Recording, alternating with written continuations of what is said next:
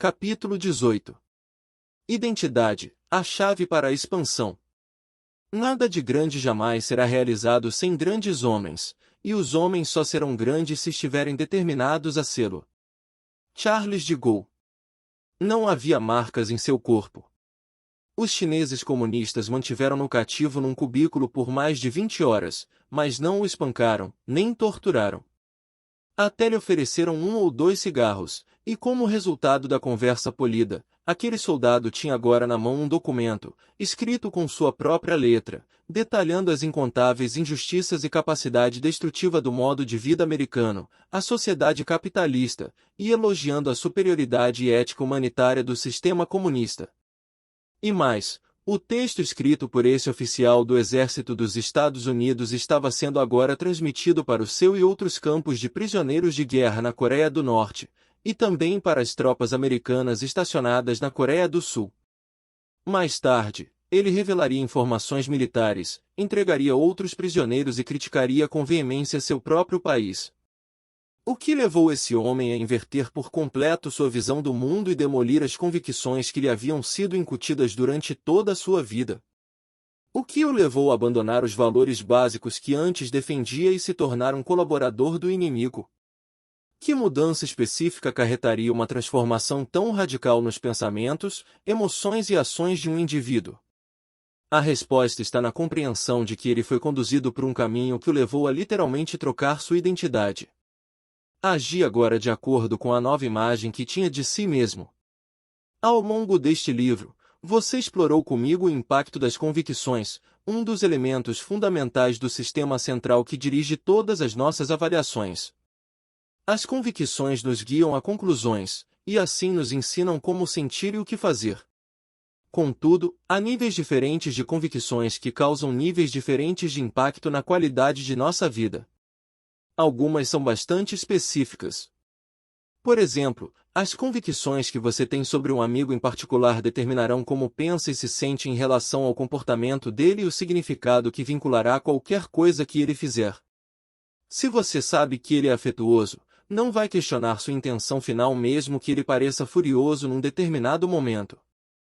Essa convicção o guiará em todas as suas interações com tal pessoa. Mas isso não afetará necessariamente a maneira como você lida com um estranho. Essas convicções só lhe causam impacto numa área específica de sua vida, as interações com esse amigo. Algumas convicções, no entanto, exercem uma influência ampliada sobre sua vida, é o que chamo de convicções globais. São as convicções que produzem consequências mais amplas. Por exemplo, as convicções que você tem sobre as pessoas em geral afetarão não apenas a maneira como lida com seu amigo, mas também com todas as pessoas que encontra. Essas convicções terão um poderoso impacto em sua carreira, nível de confiança, casamento e assim por diante. As convicções globais que você tem sobre os conceitos de escassez e abundância, por exemplo, determinarão seu nível de estresse e sua generosidade com tempo, dinheiro, energia e espírito. Se acredita que vivemos num mundo com recursos escassos, onde há uma quantidade limitada de dinheiro, tempo ou amor, então viverá com medo constante de não ter o suficiente. Essa tensão afetará a maneira como pensa sobre vizinhos, colegas de trabalho, disponibilidades financeiras e oportunidades em geral. Mais poderosa do que qualquer dessas, porém, é a convicção básica que é o supremo filtro de todas as nossas identidades. Essa convicção controla diretamente a coerência das decisões de sua vida. É formada pelas coisas em que você acredita a respeito de sua identidade. O que podemos ou não podemos fazer, o que consideramos possível ou impossível, raramente é uma função de nossa verdadeira capacidade. E mais provável que seja uma função de nossas convicções a respeito de quem somos. Se você já se descobriu alguma vez incapaz de sequer considerar a possibilidade de fazer alguma coisa, em que sua reação a alguém é "eu nunca poderia fazer isso", ou "não sou esse tipo de pessoa", então esbarrou nas barreiras de uma identidade limitada. Claro que nem sempre é tão ruim assim. Não se perceber como um assassino é uma distinção da maior importância. Não se perceber como alguém que se aproveitaria dos outros é provavelmente muito útil. É importante compreender que nos definimos não apenas por quem somos, mas também por quem não somos. O que é exatamente a identidade? É simplesmente as convicções que usamos para definir nossa individualidade, o que nos torna únicos, bom, mal ou indiferente, em comparação com os outros indivíduos. E nosso senso de certeza sobre quem somos cria as fronteiras e os limites dentro dos quais vivemos. Sua capacidade é constante, mas o quanto você usa depende da identidade que projetou para si mesmo. Por exemplo, se você tem certeza de que é uma pessoa expansiva, vai explorar os recursos de comportamento que combinam com sua identidade. Quer se veja como um fraco, um rebelde, um vitorioso, ou um alienado, vai se moldar por essas convicções. Talvez você já tenha lido o livro Pygmalion in the Classroom, que relata a dramática mudança no desempenho de estudantes quando se tornaram convencidos de que eram talentosos. Em diversas ocasiões, pesquisadores têm demonstrado que a capacidade dos estudantes sofre a poderosa influência das identidades que desenvolvem para si mesmos, em decorrência das convicções dos professores sobre seu nível de inteligência. Num estudo, alguns professores foram informados de que determinados estudantes em suas turmas eram de fato excepcionais, e que deviam desafiá-los constantemente, a fim de continuarem a se expandir. Como se podia esperar, essas crianças se tornaram as primeiras em suas turmas. O que torna esse estudo significativo é o fato de que esses estudantes não haviam demonstrado níveis superiores de inteligência, e alguns haviam até sido classificados antes como estudantes medíocres. Mas o senso de certeza de que eram superiores, incutido por falsas convicções dos professores, desencadeou o sucesso. O impacto desse princípio não se limita aos estudantes. O tipo de pessoa como os outros o percebem controla a reação deles a você. Muitas vezes isso nada tem a ver com seu verdadeiro caráter. Por exemplo, se uma pessoa o vê como um patife, mesmo que você seja honesto e faça boas coisas, a outra sempre vai procurar por motivos escusos por trás de seus atos. E o que é pior, nós mesmos, depois de efetuarmos uma mudança positiva, muitas vezes permitimos que os outros em nosso ambiente, que não mudaram a imagem que tinham de nós, projetem suas emoções e convicções para nos levar de volta aos antigos comportamentos e identidades. Todos precisamos lembrar que possuímos um tremendo poder de influenciar as identidades daqueles que mais gostamos. Esse é o poder que Marva Collins exerce quando influencia seus alunos a acreditarem que são donos de seu destino, que são tão talentosos quanto qualquer outro ser humano que já passou por este mundo. O melhor efeito das pessoas de bem é sentido depois que saímos de sua presença.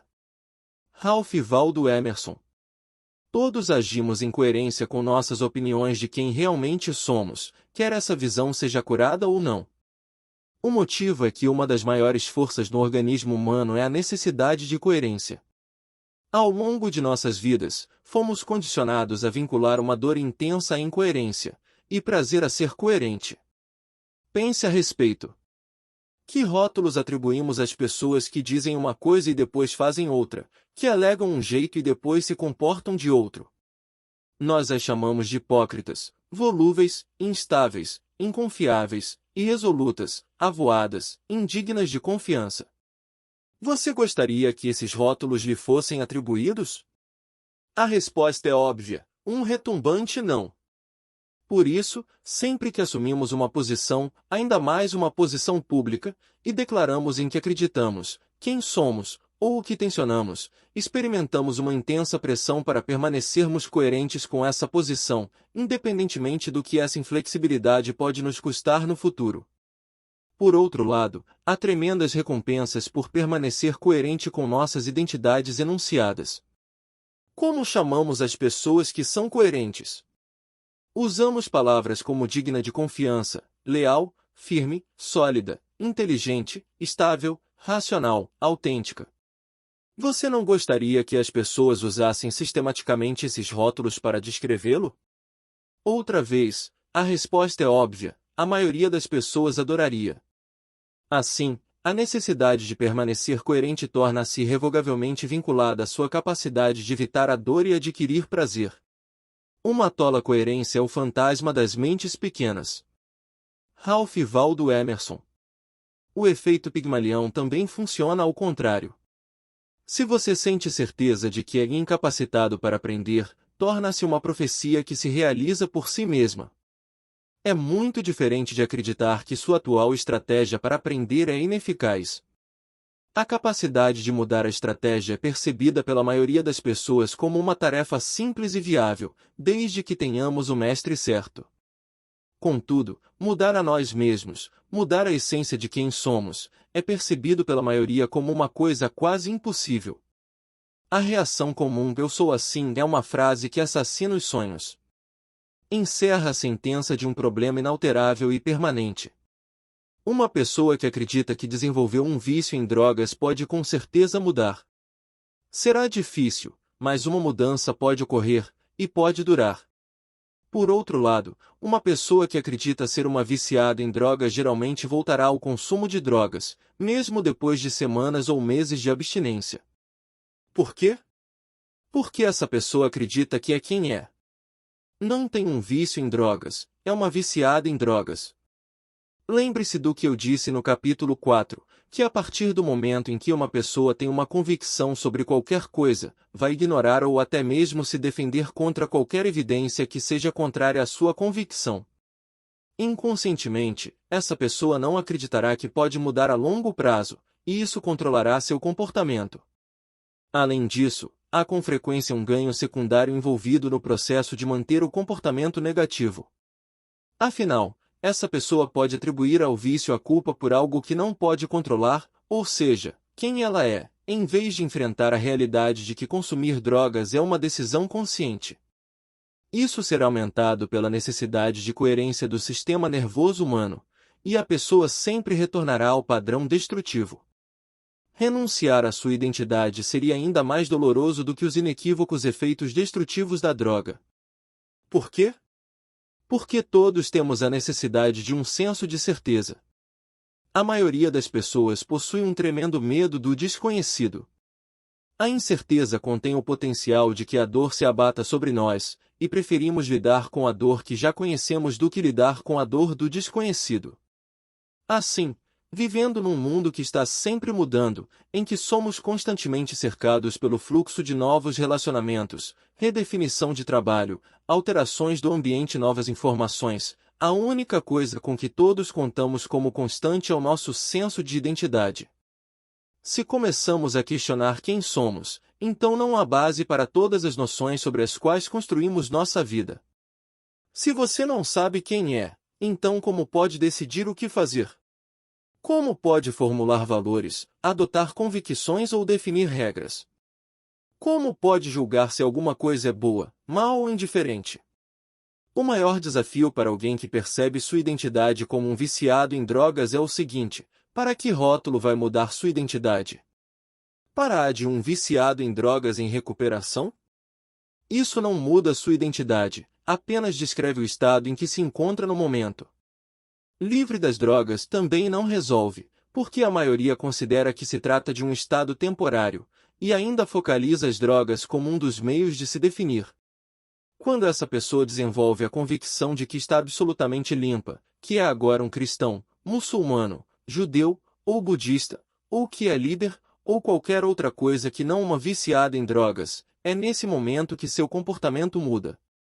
À medida que desenvolvemos novas convicções sobre quem somos, nosso comportamento mudará para apoiar a nova identidade. A mesma coisa acontece com uma pessoa que tem excesso de peso, e cuja identidade "eu sou gorda". Essa pessoa pode fazer dieta e emagrecer a curto prazo, mas sempre vai recuperar os quilos a mais, porque seu senso de certeza de quem é guiará todos os seus comportamentos, até que estejam coerentes outra vez com sua identidade. Todos devemos manter a integridade de nossas convicções sobre quem somos, mesmo quando são destrutivas e enfraquecedoras. A única maneira de criar uma mudança duradoura para uma pessoa que consome drogas é mudar sua convicção de que "eu sou uma viciada em drogas" para "eu sou uma fanática por saúde", ou "eu sou um exemplo vivo de que nenhum problema é permanente", ou "agora eu sou __". Qualquer que seja a nova identidade, deve ser de tal tipo que jamais sequer consideraria o consumo de drogas. Se as drogas lhe forem oferecidas de novo, sua reação imediata é não avaliar se deve ou não usá-las, mas apenas declarar, com absoluta certeza, não sou esse tipo de pessoa. Isso é o que eu fui no passado. As pessoas com excesso de peso devem transformar sua identidade, passando de gordas a seres humanos vitais, saudáveis e atléticos. Essa mudança de identidade vai transformar todos os seus comportamentos, da dieta aos exercícios, e permitirá a criação a longo prazo de mudanças fisiológicas coerentes com sua nova identidade. Essa alteração pode parecer uma mera manipulação semântica, mas na verdade é uma transformação muito mais profunda da realidade pessoal. Uma troca de identidade pode acarretar uma troca de todo o seu sistema central. Pense a respeito. Um viciado em drogas não tem um sistema de avaliação, os estados que experimenta de forma sistemática, as perguntas que faz, os valores que guiam suas ações e as referências que organizam convicções, completamente diferente de alguém que se considera um líder, um apaixonado, um atleta ou um contribuidor. Embora seja verdade que nem todas as trocas de identidade sejam tão completas quanto outras, algumas são de fato tão profundas que o sistema central é literalmente substituído num instante por outro. Se você já tentou várias vezes efetuar uma mudança específica em sua vida, apenas para malograr, invariavelmente o desafio é que tentava criar uma mudança de comportamento ou emocional que era incoerente com sua convicção sobre quem é trocar, mudar ou expandir a identidade pode produzir as mais profundas e rápidas melhorias na qualidade de sua vida. Como sua identidade é formada? Por que, durante a Guerra da Coreia, mais prisioneiros americanos delataram companheiros do que em qualquer outra guerra da história moderna? A resposta é que os comunistas chineses, ao contrário de seus aliados, os norte-coreanos, compreendiam o poder da identidade para mudar não apenas convicções e valores antigos, mas também as ações, num instante. Em vez de tratar os prisioneiros com brutalidade, eles se empenhavam em sua forma engenhosa de guerra psicológica, projetada não apenas para extrair informações ou criar submissão, mas também para converter o soldado americano à sua filosofia política. Sabiam que, se pudessem levá-lo a um novo conjunto de convicções e valores, então ele veria o papel de seu país na guerra como inútil e destrutivo, e assim os ajudaria em qualquer coisa que pedissem. E foram bem-sucedidos. A compreensão do que eles fizeram pode ajudá-lo a compreender como você chegou à sua atual identidade, e como pode expandir sua identidade, e com isso toda a sua vida, numa questão de momentos. A tarefa diante dos comunistas chineses era de fato formidável. Como se pode mudar toda a identidade de alguém sem a ameaça de morte ou a promessa de liberdade?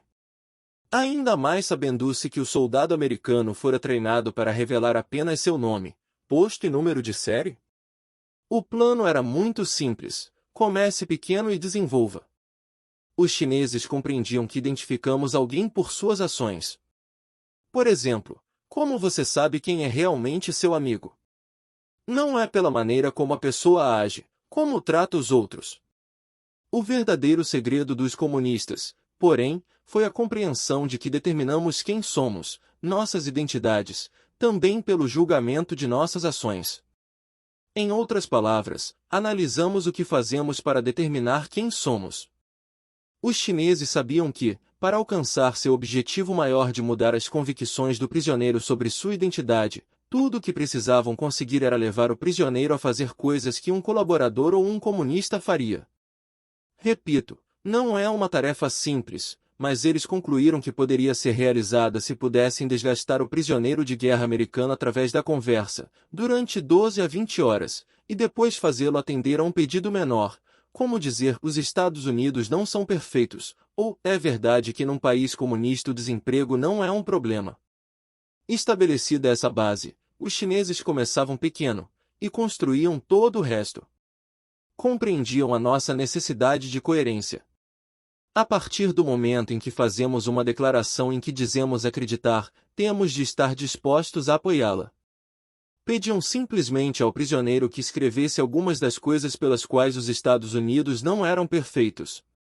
Depois, perguntavam ao soldado americano, que se encontrava em estado de completa exaustão, que outros benefícios sociais existem no comunismo. Em pouco tempo, O soldado tinha à sua frente um documento em que não apenas criticava seu país, mas também enaltecia o comunismo, com todos os argumentos escritos com sua própria letra. Agora, tinha de justificar para si mesmo por que fizera aquilo.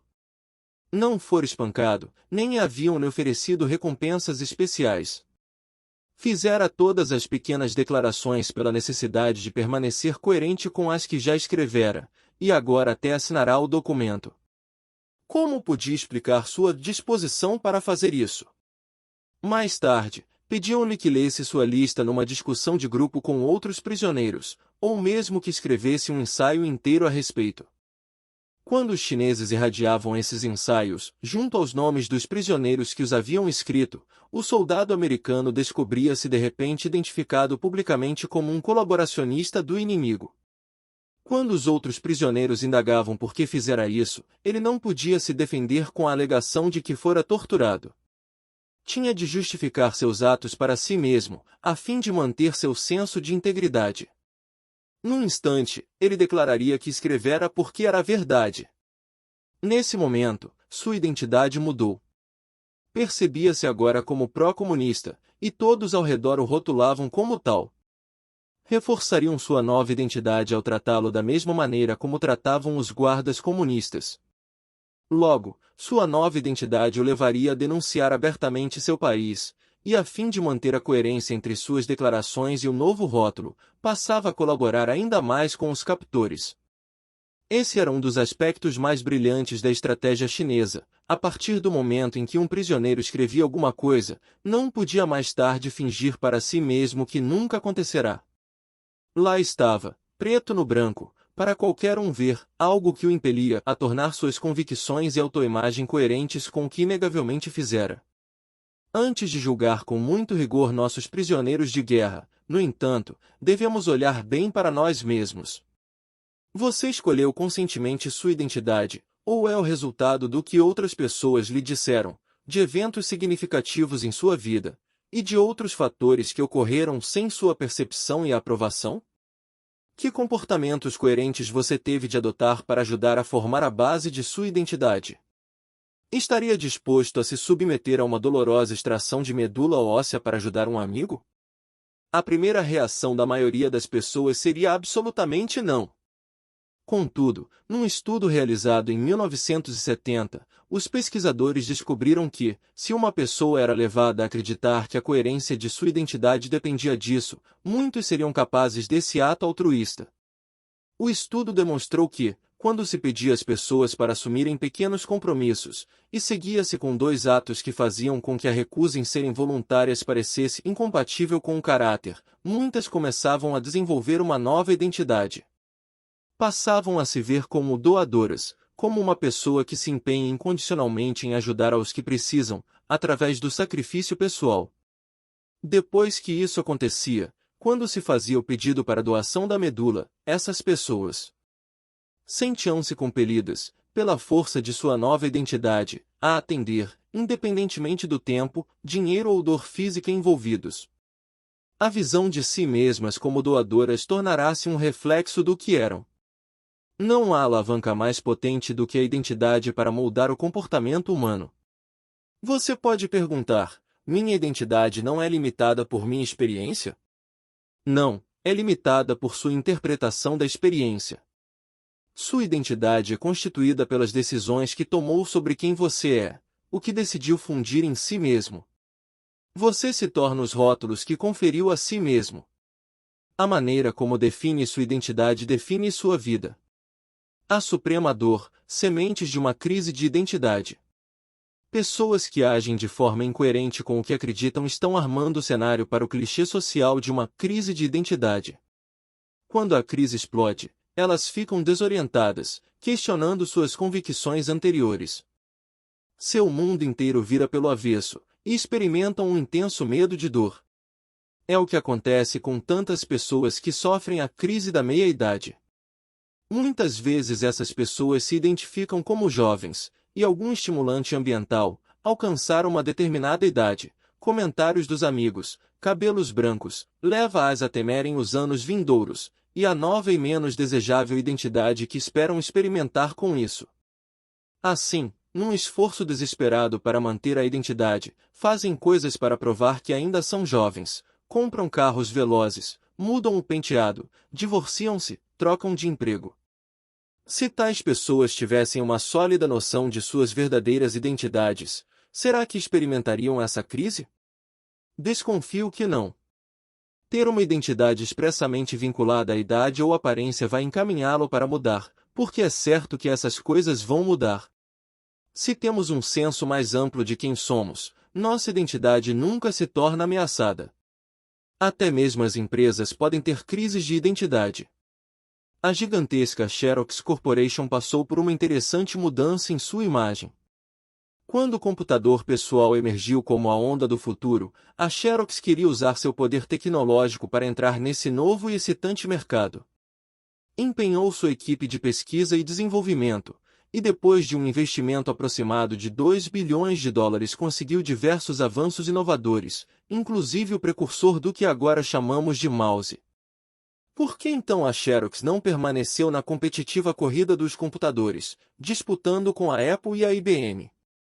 Um dos motivos, com toda certeza, é o fato de que, no início, sua identidade não lhe permitia seguir nessa direção.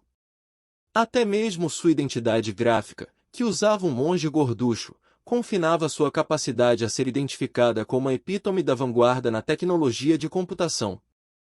Embora simbolizasse a natureza meticulosa da cópia de manuscritos, o monge não era apropriado para o novo empreendimento em alta tecnologia, em que a velocidade era um dos critérios mais importantes. No lado do consumidor, a identidade que a Xerox estabelecera como a mais destacada empresa copiadora do mundo não incutia muita confiança nos seus esforços para entrar no mercado de computadores. Acrescente-se a isso uma identidade gráfica que tinha pouco a ver com o processo rápido de informações, e se começa a perceber a origem de alguns dos problemas da Xerox. Os especialistas em marketing e programação gráfica vão lhe dizer que a imagem empresarial é um enorme filtro, através do qual os consumidores processam as informações de compra. Eles devem saber quem você é, o que representa e quando estão investindo grandes quantias, geralmente querem comprar de uma empresa que exemplifica seu produto. Enquanto a Xerox lutava com a incorporação da área de computação à sua identidade existente, outras companhias se lançaram no primeiro plano, dominando o mercado. A esta altura, a Xerox decidiu que, em vez de tentar mudar sua identidade, passaria a utilizá-la. Iria computadorizar suas fotocopiadoras, e concentrar os dólares de pesquisa e desenvolvimento na melhoria do que já sabia fazer melhor. Assim, a Xerox iniciou o processo de transformação, pela produção de novas imagens Xerox, exibindo comerciais com imagens em ritmo acelerado de hardware, software, redes de comunicação, e concluindo a mensagem visual com as palavras Xerox, a companhia dos documentos. Essa identidade ampliada precisou ser condicionada dentro da cultura para a Xerox expandir seu mercado, e a empresa aproveitou todas as oportunidades para fazê-lo. Escrita em chinês, a palavra crise é composta por 2 caracteres, um representa perigo, e o outro representa oportunidade. John F. Kennedy. Não é preciso uma crise para a maioria de nós compreender que podemos mudar nosso comportamento, mas a perspectiva de mudar a identidade parece ameaçadora ou impossível para quase todo mundo. O rompimento com as convicções básicas sobre quem nós somos proporciona a dor mais intensa, e algumas pessoas chegam ao ponto de se matarem para preservar essas convicções. Isso foi dramaticamente ilustrado pela obra-prima de Victor Hugo, Os Miseráveis. Quando o herói, Jean Valjean, é libertado da prisão, sente-se frustrado e sozinho. Embora durante os muitos anos que passou sob a custódia da polícia francesa nunca tenha aceitado o rótulo de criminoso, apenas roubar um pão para alimentar a família faminta, e por causa disso receberá uma longa pena de trabalhos forçados, descobre logo, depois de solto, que não consegue arrumar um dia de trabalho honesto. É desprezado e repelido por causa de sua situação de ex-condenado. Ao final, em estado de total desamparo, começa a aceitar a identidade que o rótulo da sociedade lhe impôs. É agora um criminoso, passa a agir como tal. Quando um bondoso padre o acolhe, alimenta-o e oferece abrigo para a noite, ele consuma sua identidade criminosa ao roubar as modestas peças de prata de seu benfeitor. A polícia detém Valjean, numa investigação de rotina, e descobre não apenas que ele é um ex-condenado, mas também que tem em seu poder os bens mais valiosos do padre, um crime punível com trabalhos forçados pelo resto da vida. Valjean é levado à presença do sacerdote. Depois da apresentação dos fatos, o padre afirma que as peças foram um presente, e lembra Valjean que esqueceu de levar 2 castiçais de prata. Para a surpresa adicional de Valjean, o padre converte a sua generosa mentira em verdade, e manda-o embora com a prata para começar uma vida nova. Valjean tem de lidar com as ações do padre. Por que teria acreditado nele? Por que não o despachou acorrentado? O padre dissera-lhe que era seu irmão, que Valjean não mais pertencia ao mal, que era um homem honesto, um filho de Deus. Esse padrão intenso de interrupção muda a identidade de Valjean. Ele rasga os documentos da prisão, muda-se para outra cidade, assume uma nova identidade. Ao fazer isso, todos os seus comportamentos mudam. Torna-se um líder, ajuda as pessoas na comunidade. Contudo, um policial, Monsieur Javert, faz com que a cruzada de sua vida seja encontrar Valjean e levá-lo à justiça. Ele sabe que Valjean é mau, e se define como aquele que leva os maus à justiça. Quando Javert finalmente o encontra, Valjean tem a oportunidade de eliminá-lo, mas, magnânimo, poupa-lhe a vida. Depois de uma perseguição pela vida inteira, Javert descobre que Valjean é um homem de bem, talvez até melhor do que ele, e não pode lidar com o potencial de compreender que talvez fosse um homem cruel e maligno. Em decorrência, ele se joga nas corredeiras do rio Sena. Sua suprema agonia foi o desaparecimento da certeza, e sentiu-se desarraigado. Ah, que coisa assustadora! O homem determinado, não mais sabendo o seu caminho, e recuando. Victor Hugo, Os Miseráveis. Afinal, quem é você? O que tudo isso realmente significa? Pode parecer muito esotérico, a menos que comecemos a definir a nós mesmos. Por isso, faça uma pausa para identificar quem você é. Quem é você? Há muitos meios para nos definirmos. Podemos nos descrever como nossas emoções: sou um apaixonado, sou pacífico, sou arrebatado, nossas profissões: sou um advogado, sou um médico, sou um sacerdote, nossos títulos: sou vice-presidente executivo, nossos rendimentos: sou um milionário, nossos papéis: sou mãe, sou a mais velha de 5 mulheres, nossos comportamentos: sou um jogador, nossos bens: sou o proprietário de um Bemer, nossas metáforas: sou o rei do pedaço, estou por baixo, nosso retorno: não valho nada, sou especial, nossas convicções espirituais: sou judeu, nossa aparência: sou velho, sou jovem, sou bonito, nossas realizações: sou a rainha da festa de formatura de Spring Valley em 1960, nosso passado: sou um fracasso, e até o que não somos: não sou um frouxo. A identidade de nossos amigos e colegas também tende a nos afetar. Dê uma boa olhada em seus amigos. Quem acredita que eles são é muitas vezes um reflexo de quem acredita que você é. Se os amigos são afetuosos e sensíveis, há uma grande possibilidade de que você se veja de um modo similar. A estrutura do tempo que você usa para definir sua identidade também é muito importante. Olha para o passado, o presente ou o futuro ao definir quem realmente é. Anos atrás, meu presente e passado não eram muito excitantes, e por isso, conscientemente, fundi minha identidade com a visão que tinha de quem sabia que me tornaria. Não precisei esperar, comecei a viver como aquele homem no mesmo instante. É muito importante, quando se responde a essa pergunta, estar no estado certo. Você precisa se sentir relaxado, seguro e curioso. Se está apenas folheando este livro, lendo muito depressa, por alto, ou se tem muitas distrações, não vai obter as respostas de que precisa. Respire fundo, relaxe, deixe o ar sair devagar. Deixe a mente ficar curiosa, não apreensiva, nem preocupada, nem procurando pela perfeição ou qualquer coisa em particular. Apenas pergunte a si mesmo: quem sou eu? Anote a resposta, torne a perguntar. A cada vez que perguntar, escreva o que aflorar, e continue sondando, mais e mais fundo. Continue a perguntar, até encontrar a descrição de si mesmo sobre a qual tem a convicção mais forte. Como você se define? Qual é a essência de quem é? Que metáforas usa para se descrever? Que papéis desempenha? Com bastante frequência, se você não criar esse estado seguro e curioso, todos os medos e hesitações sobre identidade insistirão em dar respostas inadequadas. Se você fizer essa pergunta a alguém, repentinamente, quem é você, sem levá-lo ao estado certo primeiro, obterá uma de duas respostas. Um olhar aturdido.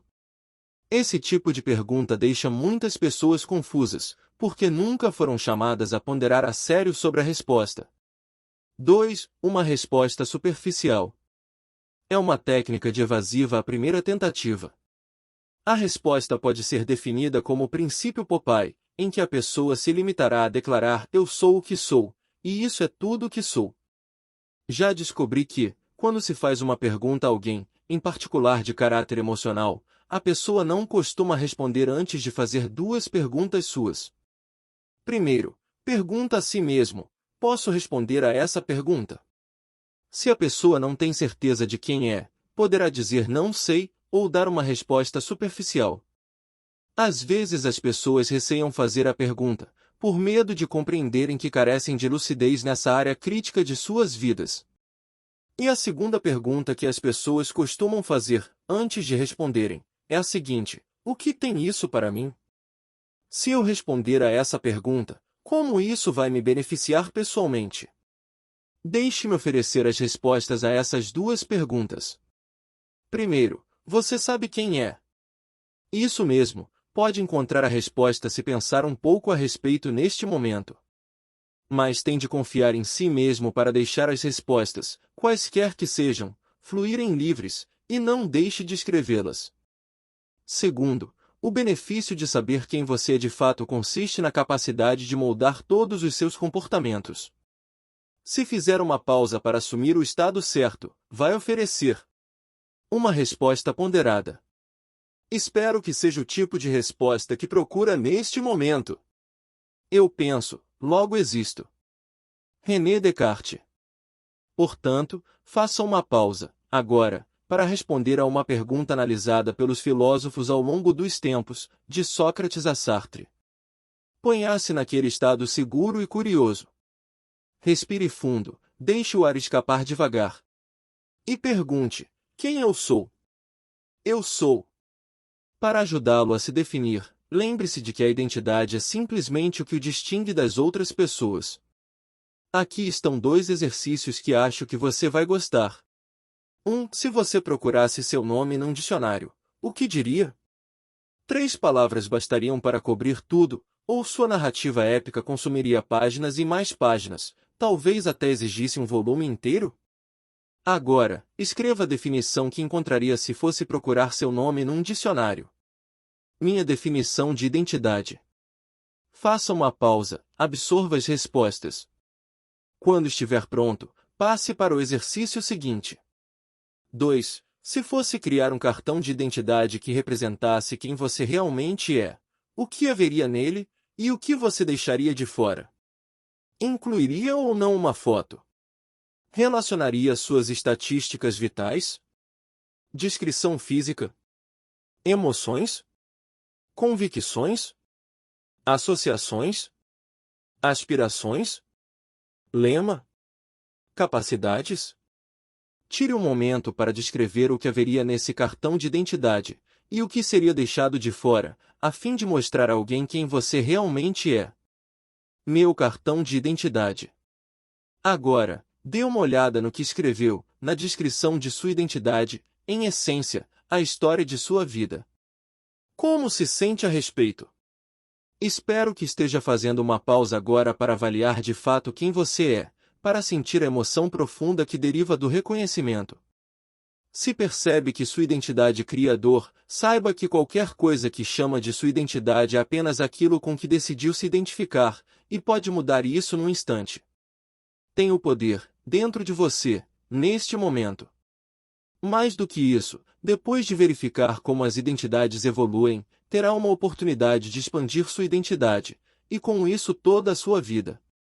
Evolução de uma identidade. Uma amiga, chamada Debra, a quem todos conhecem como aventureira e vibrante, partilhou comigo uma história sobre a transformação por que passará com sua identidade. Quando estava crescendo, disse ela, sempre fui uma pessoa fraca. Não fazia nenhum esforço físico, nem qualquer coisa que apresentasse um potencial para me machucar. Depois de participar de alguns de meus seminários e realizar novas experiências, mergulho submarino, paraquedismo, ela começou a perceber que podia fazer essas coisas, caso se forçasse.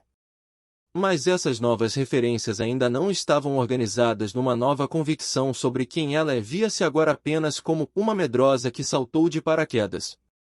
A transformação ainda não ocorrerá, sem que ela soubesse, porém, já fora desencadeada. Ela informa que outras pessoas invejavam seus feitos, dizendo coisas assim: eu gostaria de ter coragem para fazer a mesma coisa. Você é tão aventureira. Debra ficou sinceramente surpresa com os comentários, mas a persistente opinião dos outros a seu respeito começou a levá-la a questionar a visão que tinha de si mesma. Ao final, contou Debra, comecei a vincular dor à ideia de ser uma medrosa. Sabia que a convicção sobre a minha fraqueza estava me limitando, e por isso decidi que isso não era mais o que eu queria ser. Não era apenas isso, porque, durante todo aquele tempo, sua psique vinha lutando com a incongruência entre como os amigos a consideravam e como ela própria percebia sua identidade.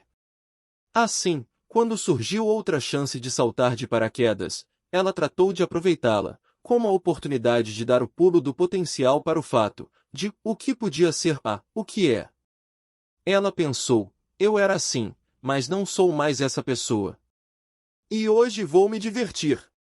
Usou a apreensão dos outros como contraste com a nova pessoa que decidirá se tornar. Pensou também, era assim que eu costumava reagir. Ficou surpresa ao compreender que acabará de efetuar uma grande mudança. Não era mais uma medrosa, mas uma mulher aventureira e poderosa, prestes a aproveitar a vida ao máximo. Foi a primeira a saltar do avião, e durante toda a descida gritou de satisfação, alegria e exultação. Nunca antes sentirá níveis tão intensos de pura energia física e excitamento.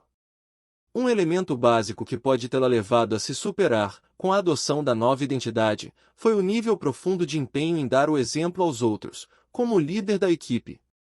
Ela me disse: é como o que você faz, Tony. Se fizesse um seminário inteiro sobre superar o medo e a limitação, mas se recusasse a arriscar qualquer coisa, não daria certo. É preciso fazer o que diz. A transformação de Debra foi completa. Ela adquiriu novas referências, que começaram a romper sua antiga identidade, tomou a decisão de se identificar com maiores possibilidades, e quando chegou o momento certo, contrastou a sua nova identidade com o que não queria mais ser. Foi a alavanca final de que precisava para consumar a transformação. Sua evolução foi simples, mas poderosa. Essa completa mudança de identidade causa agora o maior impacto nos filhos, no trabalho, e em tudo o mais em que ela está envolvida. Debra é de fato uma líder aventureira. Claro que você sempre pode decidir se redefinir. Pense na imaginação maravilhosa que inunda o coração e a alma de cada criança. Um dia o menino é o Zorro, o Vingador mascarado. No dia seguinte Hércules, o herói olímpico. E amanhã é o avô, seu herói na vida real. As mudanças de identidade podem figurar entre as mais alegres, mágicas e libertadoras experiências da vida. Por que os adultos aguardam um ano inteiro pelo Dia das Bruxas ou pelo Mardi Gras em Nova Orleans? Um motivo, tenho certeza, é que essas celebrações nos dão permissão para sairmos de nós mesmos e assumirmos um alter ego. Podemos fazer coisas nessas novas identidades que normalmente não faríamos, podemos fazer coisas que queremos fazer durante todo o tempo, mas que consideramos incoerentes com nossas identidades. A realidade é que podíamos fazer isso em qualquer dia do ano.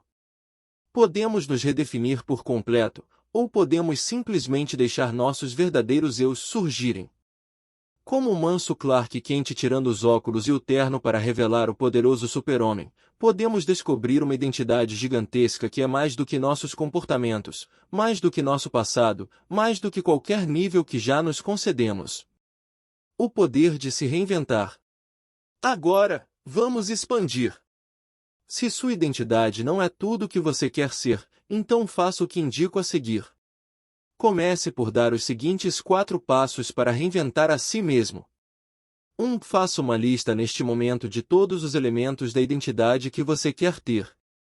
Ao elaborar a lista, regozije-se com o poder de que dispõe agora de mudar pela simples decisão. Quem são algumas pessoas que possuem essas características a que você aspira? Podem servir como modelos? Imagine que está se fundindo com essa nova identidade. Como andaria?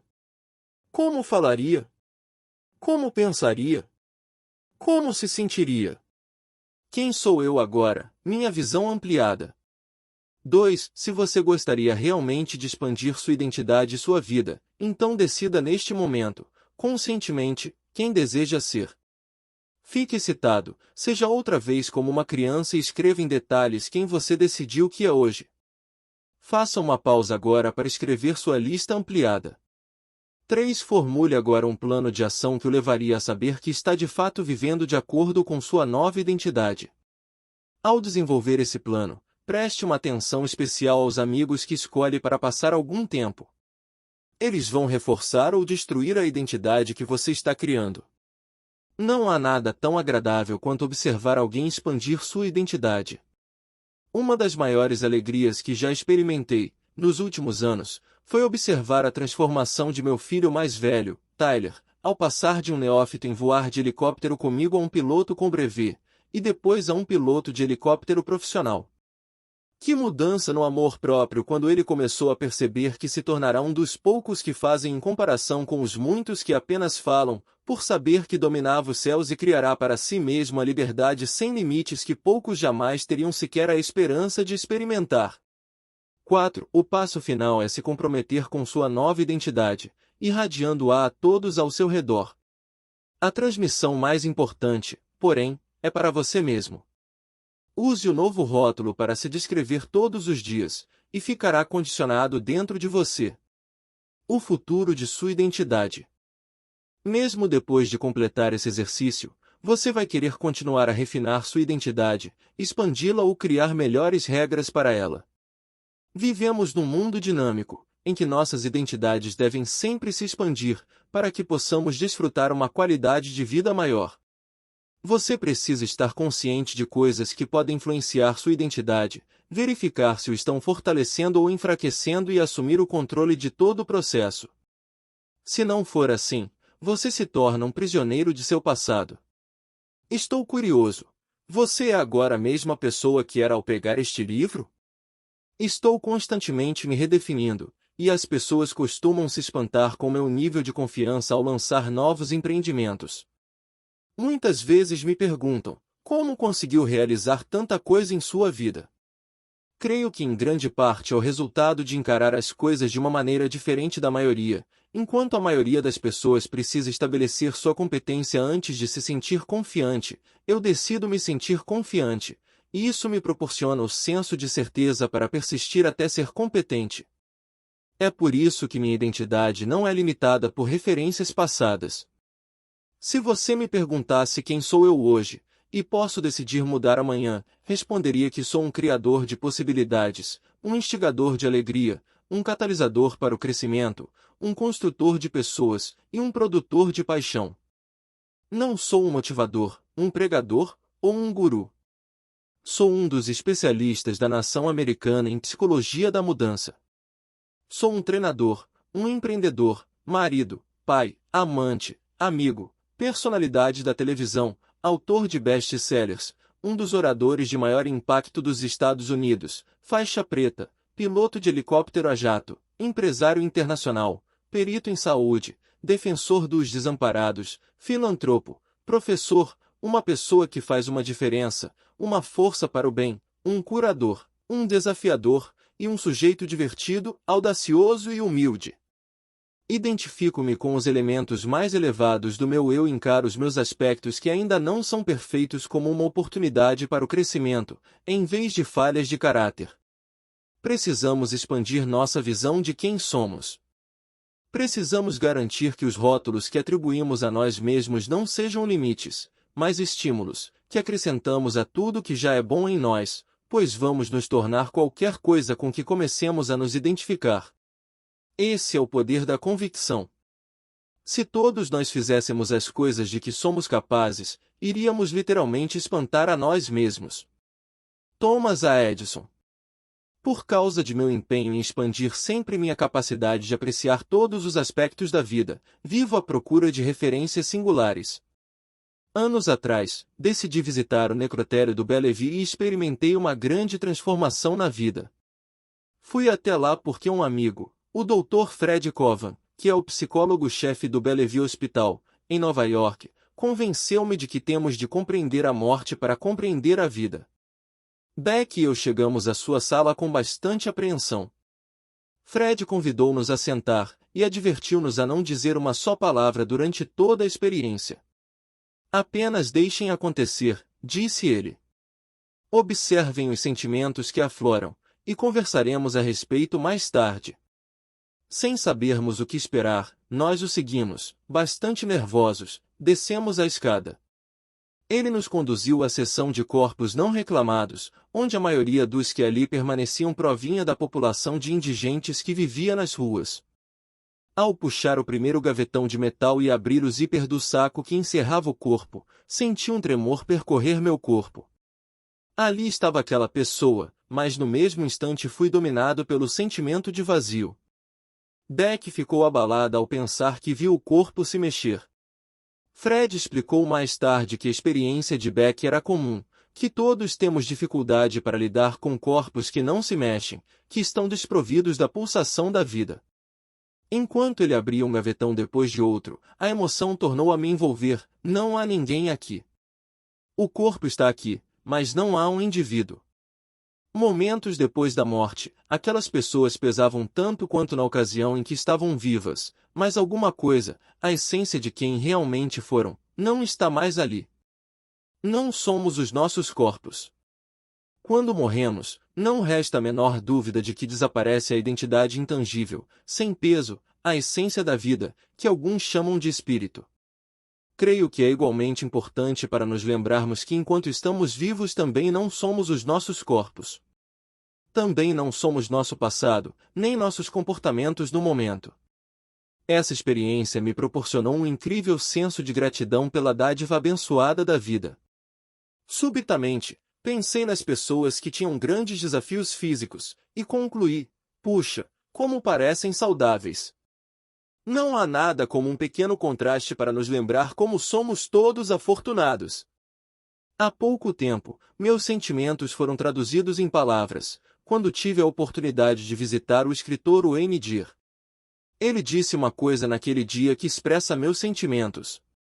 Não somos seres humanos tendo uma experiência espiritual, somos seres espirituais tendo uma experiência humana. Nossa identidade é a pedra fundamental dessa experiência.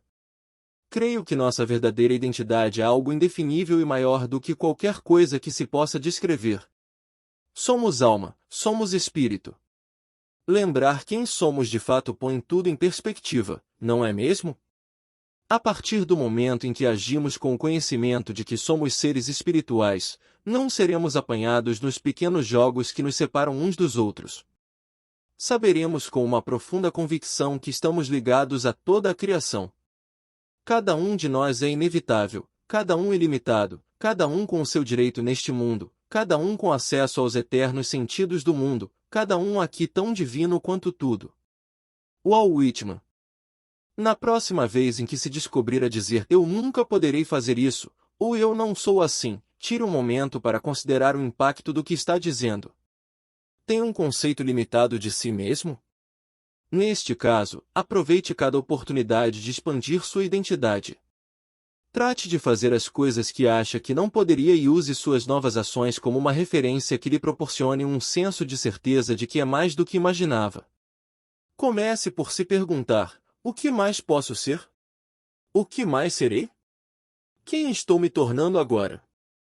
Pense em sua lista de valores e sonhos, e assuma consigo mesmo o compromisso de que, independentemente do ambiente, agirei sistematicamente como uma pessoa que já está alcançando esses objetivos. Assim respirarei. Assim andarei. Assim reagirei às pessoas. Tratarei as pessoas com a mesma dignidade, respeito, compaixão e amor com que elas me tratariam. Se decidirmos pensar, sentir e agir como o tipo de pessoa que queremos ser, vamos nos tornar essa pessoa. Não estaremos apenas nos comportando como essa pessoa, seremos essa pessoa.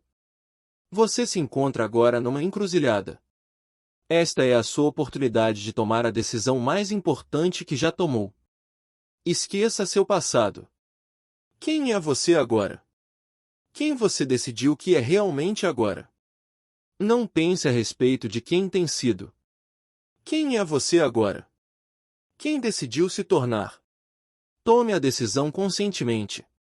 Tome com cuidado. Tome com força. Ao deixarmos agora o estudo do sistema central, lembre-se do seguinte: você não precisa efetuar todas as mudanças de que falamos aqui para transformar a qualidade de sua vida. Se mudar qualquer uma das 5 áreas do sistema, toda a sua vida mudará. Basta uma mudança nas perguntas habituais para mudar seu foco e mudar sua vida. As alterações na hierarquia de valores mudarão imediatamente o rumo de sua vida. O cultivo de estados poderosos e férteis em sua fisiologia mudará a maneira como pensa e sente. Só isso já poderia mudar sua identidade. E o mesmo aconteceria com a mudança de algumas convicções globais. A busca de referências adicionais proporcionará a matéria-prima para montar uma nova experiência de quem você é.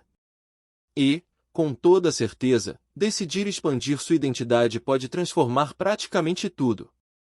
Sei que você vai querer voltar a estas páginas, muitas e muitas vezes, ao longo de sua vida, a partir do momento em que começar a reinventar a si mesmo e a definir quem realmente quer ser agora, contra o que foi no passado. Divirta-se! Descubra a aventura que acompanha um senso de expansão permanente de que você é algo mais a cada dia que passa. Agora, vamos nos divertir um pouco, iniciando um desafio de 7 dias. A cada dia eu lhe darei um exercício para usar o que aprendeu, e a oportunidade de começar a colher as recompensas de algumas das estratégias e instrumentos a que esteve exposto. Muito bem, vamos iniciar a